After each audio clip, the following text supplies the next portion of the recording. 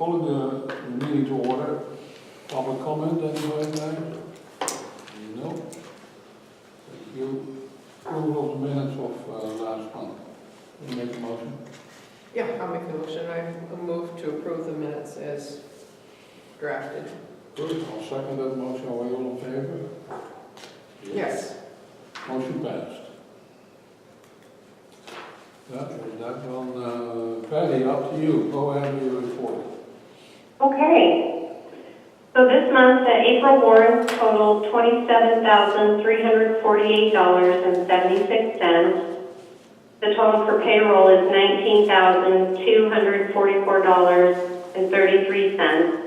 And this includes chief salary of $5,000 and assistant chief shield pay of $2,958.33.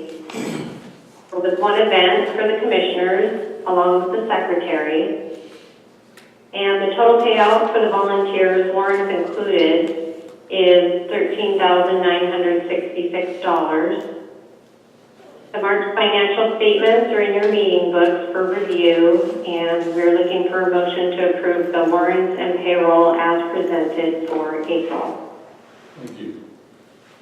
Okay, I move that we, oh, you want some discussion, sorry. If you want to. No, go ahead. I have nothing to say about it. A couple of questions after we approve this. Okay, I move that we pay the warrants for $27,348.76 and the payroll for $19,244.33. Okay, I'll second that. Are we all in favor? Yeah. Motion passed. All right. Before we go to your last item, Patty, I've got a couple of questions. Okay. I can ask Chief Carlton that too, but you're here. There were a couple of names on the new supplies that maybe I'm overlooking, but I didn't recognize them. Across the street productions, what's that?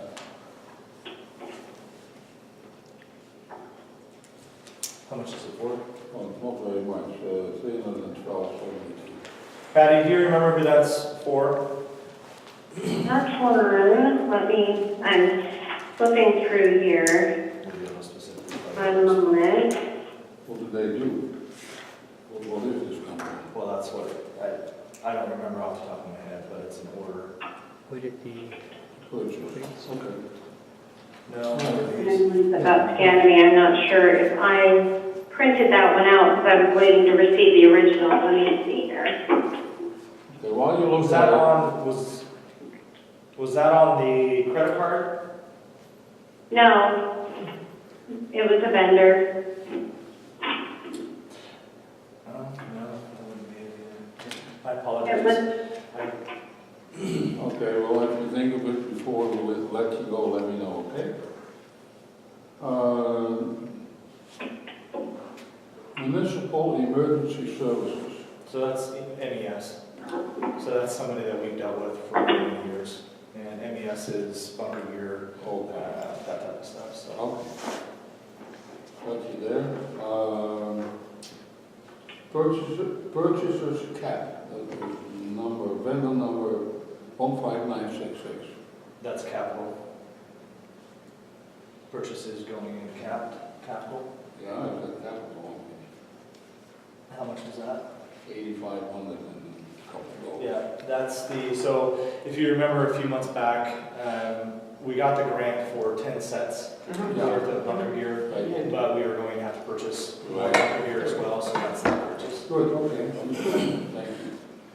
Alan Curtis for 1339. And that's compressor. That's compressor. Yeah, that's compressor supplies. Compressor. Our SCBA compressor supplies. Okay. Good, that satisfies me. Patty, have you found that top one?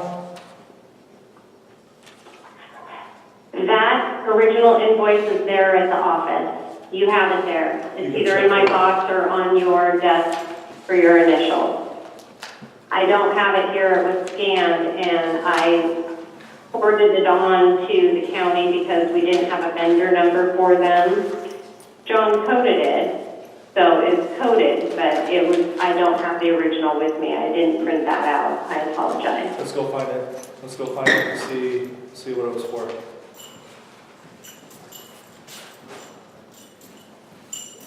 They say they're video production services in Arizona. Video? Okay. I know who it is. So it's our website.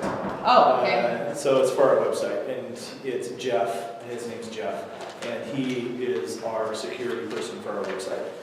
He updates our website and everything else. So that's what that's for. So sorry, his name, that name, I thought it would come underneath his name, but his production company. So that's what it is. So he does all of our security updating for our GoDaddy website, our WCFD website, all of that type of stuff. If you remember, a couple of years ago, we got hacked and we lost everything.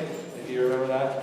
So after that, we hired this individual who was recommended by another website person that we have to work with too. So Jean Webster, she posts all of our videos, and you'll see warrants for her. And it was one of her counterparts that she recommended who is extremely good at website security purposes. So that's who that is. Can I ask about the professional recruitment academy? Is that for all of the training that we send? That's actually for one person. For one person. You have a budget for two, and this is one. Yeah, so this is James Evans, Okay. and he is a new volunteer who lives here. That's the, okay. Yeah, and he has started the training division. So the academy out of Texas is where we send all of our U.S. people to come into this organization. We don't pay for Canadians. They have to have their firefighter training before they even come here to be picked up. But if somebody comes into this organization from the community and wants to go through that training, then we pay for that. They go under contract with the district. Once they acquire their Fire 1 and Fire 2 hazmat ops, then that starts their 2-year contract with the district. If they don't satisfy that, then they have to repay on a pro rata basis that contract. So if they serve 365 days, if they serve 1 year, then they owe the taxpayers back 1 year of monies that we spent on them to get trained. So yeah, everybody, EMT, firefighter, doesn't matter, they all go underneath contract to protect the taxpayers here. Okay.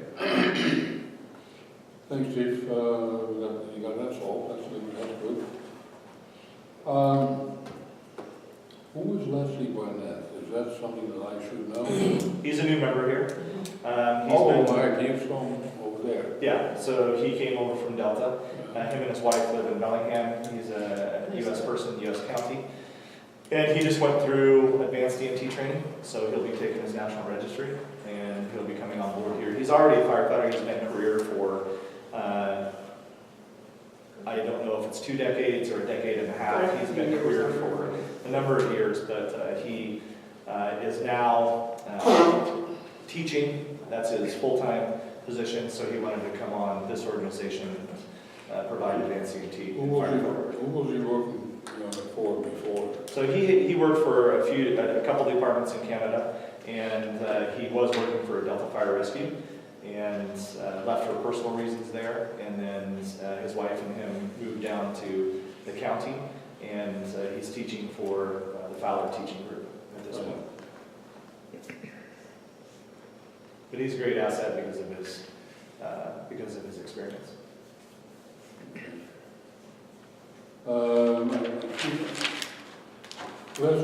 Leslie Duke, getting $528. I personally haven't seen her around that much. Yeah. How come she got a fairly nice check? Well, that's because of her participation. So she goes up and down on a monthly basis. She's full-time with BC Ambulance. And if she comes to practices, if she pulls standby duty, those types of things, then she'll get paid just stipends basic. So last month in March, she participated more than she has in the past within the organization. What is the maximum that a volunteer, somebody working in our organization, can earn before they get penalized? Well, until we can't pay them anymore? unless, okay, so there's what we call a 20% rule. and it's 20% of what a top step firefighter would get paid. Yeah. Technically, in the state, we utilize Whatcom County and average it to 80,000. So 20% of that would be around 16,000. So volunteers can be paid. We use Whatcom County. That's in the direction of our attorney. If I use the state equation on that, we could probably go higher because there's a lot of firefighters that get paid more than the firefighters here in Whatcom County. But looking at the career salaries here, they're right at around $80,000 for a top step firefighter. And that includes Bellingham, Linden, Ferndale. Trying to think who else has career people. Anyway, so we compiled it, and again, I use 80 grand. Do you use the same 20% rule or the 80,000 for a firefighter? Any volunteer. Any volunteer. It doesn't matter what No, they're ranking. any volunteer. Doesn't matter if they're an EMT, advanced EMT, paramedic, career person down somewhere else, they come up here and volunteer, they're still held to 16 grand. 16 grand, that's the number we got. That's correct, and that goes up every year, but I kind of kept it pretty stable. Because our salaries go up on the career side, so that 20% rule changes a little bit each year, it goes up. Because of bargaining contracts and raises that we're getting. But realistically, I try to keep them below 16 grand. All right, this is a hypothetical question. What do you think the answer will be if somebody gets to the top level in August, end of August? So now you're gonna work for free? no, no.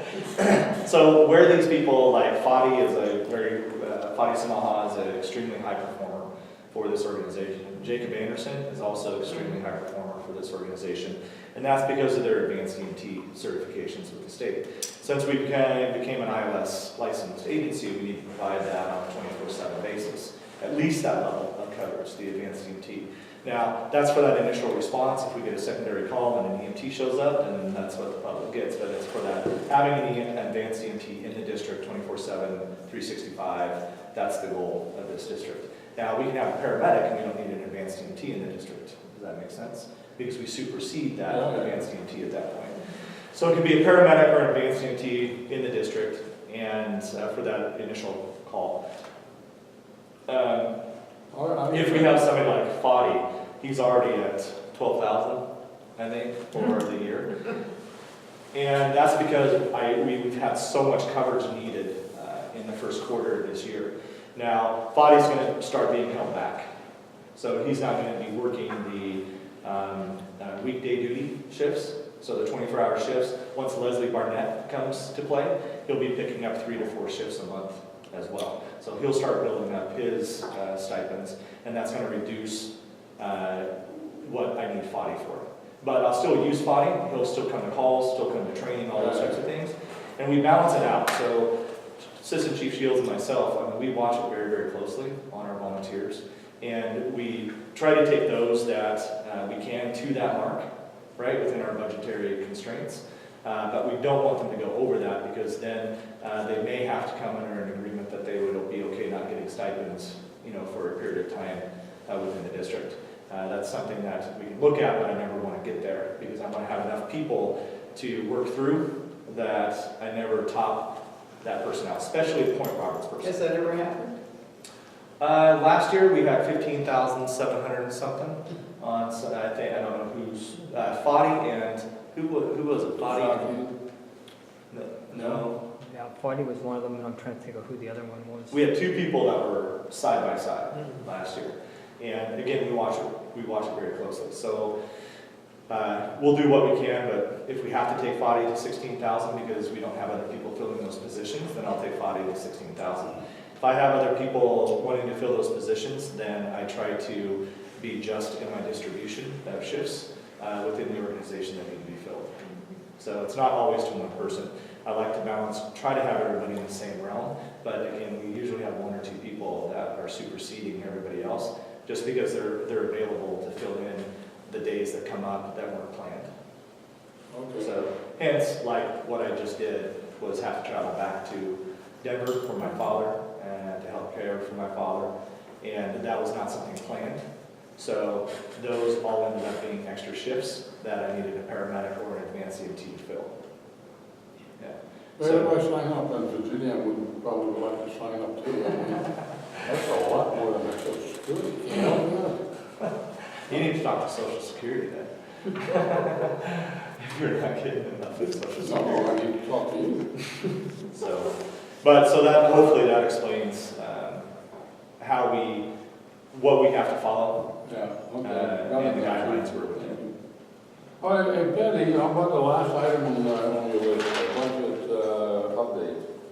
Yes, budget update. As of March 31st, there is 78.52% left of the budget, and that is compared to March 31st of 2017, we were at 75.39.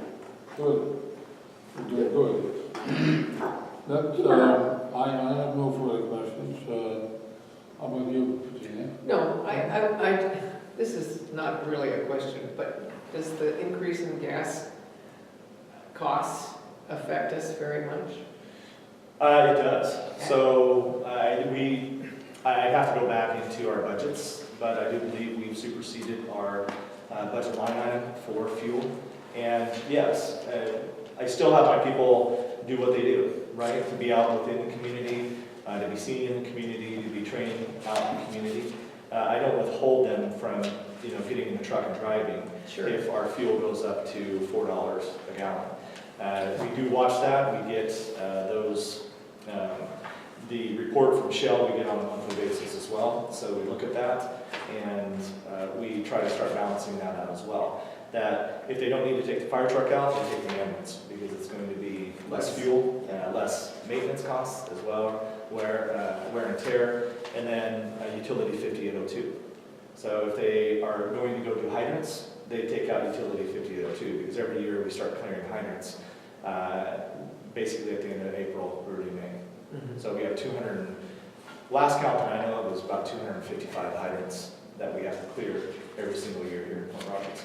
And I know a lot of you have seen me out there in my work pants, clearing hydrants, and the firefighters as well. Yep. So we try to use the most appropriate and efficient vehicle that we can. But when we need to train down the marina with the firefighters and stuff, they have to take engines, to be able to do that. So, and the other thing is if they go out and about, they're going to take both the ambulance and the engine in case we drop a call while they're out and about within the community. So they don't have to travel back here, possibly past the structure that's on fire to come back and get their engine. Yeah, it looks like you probably go over on your fuel expenses. The budget is $1,000 a month, so that will be over a little bit. All right, now So that's absorbed within That's the all, it other. was just a curious question. Okay. To see this, Fairly while you're still here, sorry, I forgot to ask one thing. And that is your income statement. Taxes collected, year to date. Are we still getting back taxes from the county? Yes. We usually do every month, a little bit trickles in. Usually, the tax statement I get has it broken down current year, and then 17, 16, 15, and so on. Yeah. So, Okay. yes. So for March, we received $2,192.78 in previous year's taxes, along with what was on the top line item of the current. And this month, for April, we should receive a substantial amount since the first half will be due, I believe, April 30th. Yeah. Yeah, that's right. Okay, well, that's good. That answers that question, and I appreciate it. I have no more questions. Anybody else? No? Chief, no? No. Thanks, Patty. Thank you, Patty. Thank you, and I will be there for the meeting next month. So, yeah, I look forward to seeing everyone then. Bye. Same here. Thank you. Bye-bye. Bye.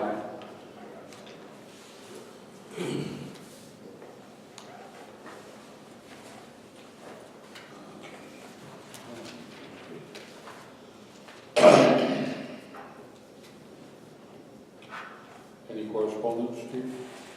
No, none to mention. Okay. Chief reporter, go ahead.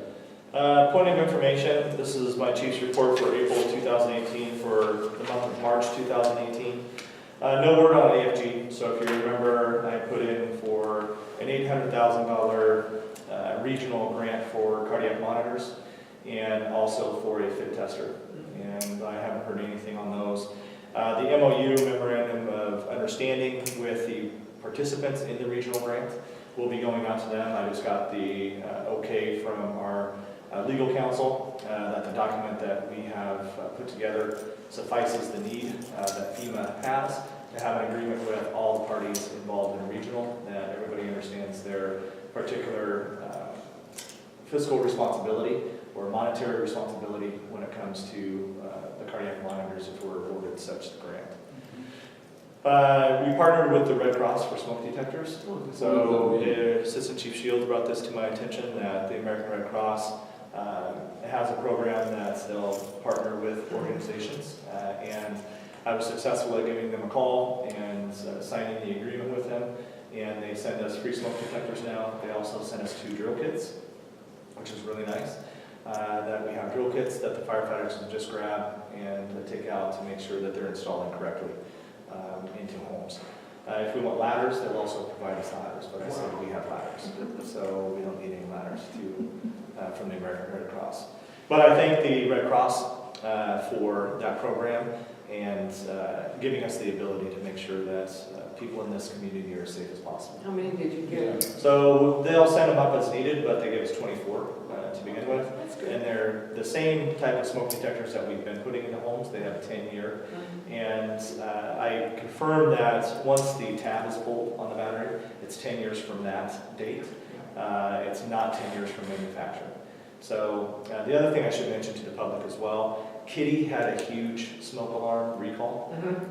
And if you have a Kitty smoke alarm in your home, you need to check it and look at their website, see if it falls underneath their recall numbers. And if it does, you need to have it replaced. So again, we install smoke detectors for free from this organization, and the firefighters will come over, do it for you, and have a safety talk with you as well. So nothing to report on the apparatus. We still have a leak, I guess. I'll go back to 858. This is nothing new though, but 858 is still leaking in the engine, so that's something that we're going to have to discuss. And it doesn't seem to be getting any better. It seems to be leaking, dripping more and more at this point. So we need to look at that, get it evaluated again, because that's our primary transport ambulance. So, How long will that take?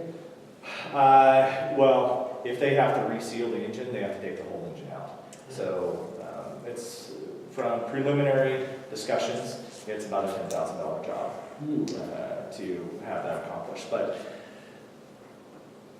it's either that or it blows up and breaks down while we're transporting a critical patient.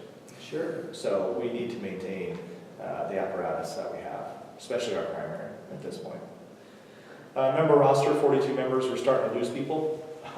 So Canada's in great hiring right now. So a lot of our firefighters, which I'm really happy, some that have been around for a number of years here, are getting picked up now in career firefighter positions on the Canadian side. But we've also had a couple come back into the organization. So we're still above 40, but we're at 42 members now, 23 Canadian, 10 Point Roberts, and 9 county. We have 4 paramedics within that 42, 15 EMTs, of which 7 are advanced EMTs, 3 ambassadors, and 35 firefighters. Volunteer hours, 2,629 for the month of March. Volunteer payroll, 14,776. Combined chief hours, we have 364.5. Both Chief Shields and I basically work the same amount of hours. Chief Shields, do you want to talk about the course that you went to? Wide area search. It was an interesting course. There was only 2 people from fire departments there. Basically, the rest of it was either CERT or prep. Basically, I think that was what it was derived for, was basically CERT and prep. But it was taught by an organization out of Texas, and it was a really good class on how to not focus on one thing, how to focus on the big picture. So we had 3 members of this organization? 2. 2 members of this organization participating in it, and Commissioner Lester participated in as well, but it was more designed for, I guess, CERT members. Actually, it was, I think Any group that does recovery of any kind fell into that. There were different organizations that were there. Okay. And again, it was a wide area search. Right. So after a disaster, those types of things. Very well done. That's good. Yeah, very well. It was to basically to use your eyes. I mean, to give you a thing. They put us out in the middle of the field and we had to pick up red candies, and only red candies. And we had to walk in a straight line. And they put 50 candies out there, and on the average, only 25 of them were getting, 25 to 27 of them were actually getting picked up. People weren't, it's kind of, you're doing, supposedly doing a 360. You're walking around as you're moving in your line. Yeah. Same thing. And then, but then I brought some information back and I gave it to Mr. Lester, which is basically designed for community disaster, so that for community people to be involved in it after the fact. So we could offer that class specifically for our community here. Right. Yes. Okay. So Did you I would like to. contact I did not get a hold of Suzanne, but I will, when I get back, I'll get a hold of her, because she's willing. I sent you the information on it too. That the facility we have here will meet what they need and all that, and just the amount of people that are going to show up. There's a minimum basic for what Sure. they want. Okay, well, I'd like to further discuss that with both of you and to see if that's something we can offer this summer. Yeah, there are about 15 people that I've spoken to who said they would like to do it. Now, the date is always Sure. there. Yeah, well, let's further those discussions. I'll be participating in a Delta flood meeting coming up this Friday, I believe. It is Delta Fire. I'll tell you a couple things about Delta Fire. Delta Fire came into the organization, and I have a great relationship with them. And one of their ops chief, his name is Michelle, and he came down with a wildland company that they hired to do a wildland assessments within the municipality of Delta. They came across and they drove around Point Roberts, and they're going to include us into that assessment so people understand the danger that we have here for wildland purposes. And it was a company that Delta Fire, I believe, contracted with, and they were nice enough to include us into that without having us pay any monies for that service. So the other training that I'm going to this Friday is a big meeting, and it's a flood meeting sponsored by, again, Delta, and that's on Friday. So next month I'll report back on that if I could have some reminding on that too. So that'd be great. But they're doing wonderful things with us. I had a wonderful meeting with their new chief, and one of their, I think, ops chief or deputy chiefs came down. We spent about 2.5 hours.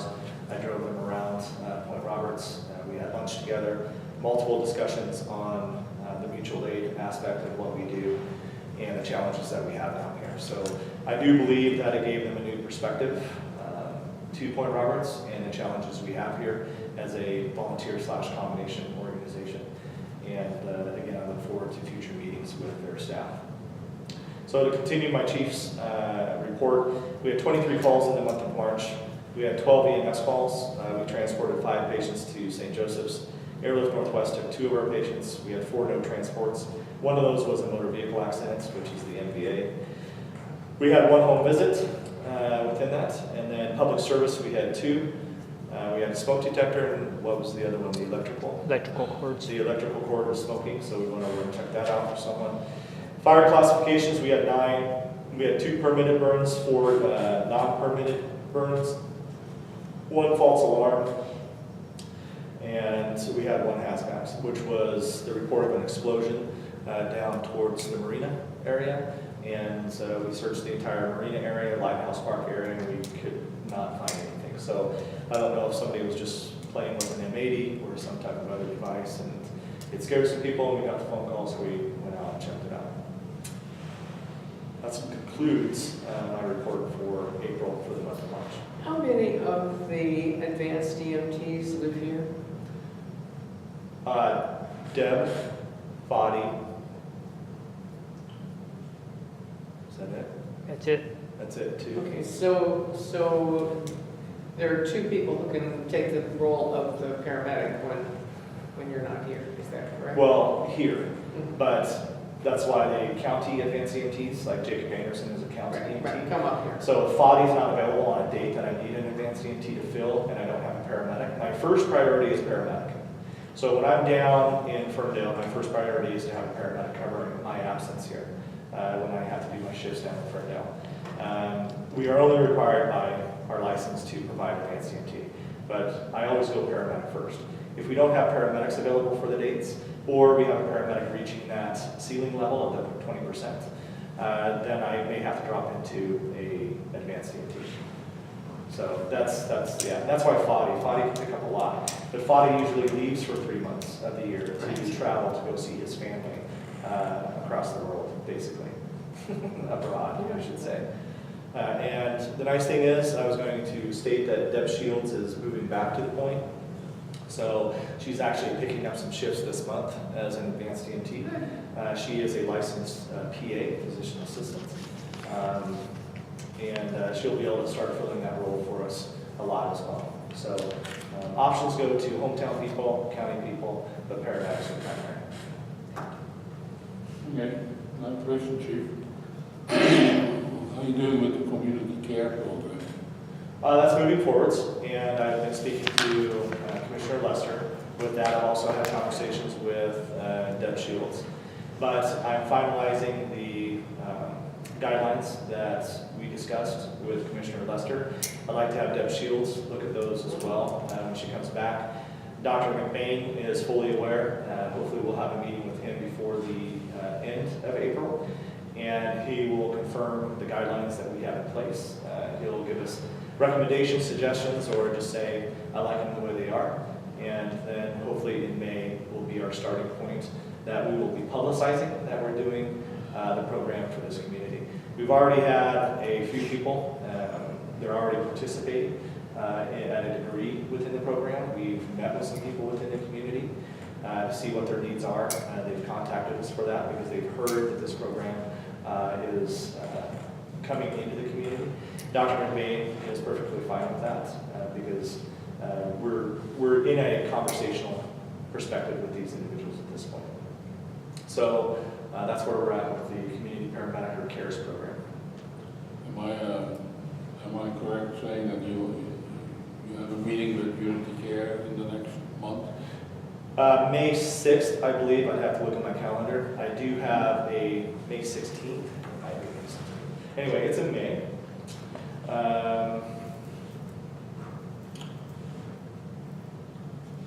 It's May 16th. And I have a meeting with the CEO and the COO of Unity Care down in Bellingham to discuss our program. Okay. Do you have your own agenda, or are you following their agenda? It's an open agenda at this point. I just want to have an open path of communications with Unity Care. And they've been, we tried to get it done in April and nothing worked out with timeframes and dates and stuff like that. So we had to go all the way out to May, but May 16th will be that date. And I had that meeting with them. Okay, is the Point Orleans Hospital District involved in that meeting too? I do not know. I do not know if Unity Care has contacted the hospital district regarding that meeting. My purpose was to have a meeting with Unity Care. Did you request a meeting, or they? I have requested a meeting. Okay, and that is with the two tops. That's correct, the CEO and the COO. Okay. Thank you. Any questions? No, I'm just thinking. The hospital district actually hires community, interfaith, Unity Care. to provide them with services. So having the meeting with them is the appropriate. Oh, okay. I know where the ball starts, and that's up there. Right. Yeah. And we've already reached out to the hospital district. Commissioner Lester and I went to that meeting, and we had a good conversation with them that night, explaining what the program was going to be and our hopes for the community. So the hospital district is informed, and now I'm going to go to Unity Care. Okay. All right, anything else? No? Okay, I need your report is done. And that means Next is unfinished business. Anything from you? No, I don't think. New business? No? Last call, any questions from the public? Any comments? No? Thank you. Have a motion to adjourn. I move we adjourn. Good, I'll second that. Thanks, everyone, for coming.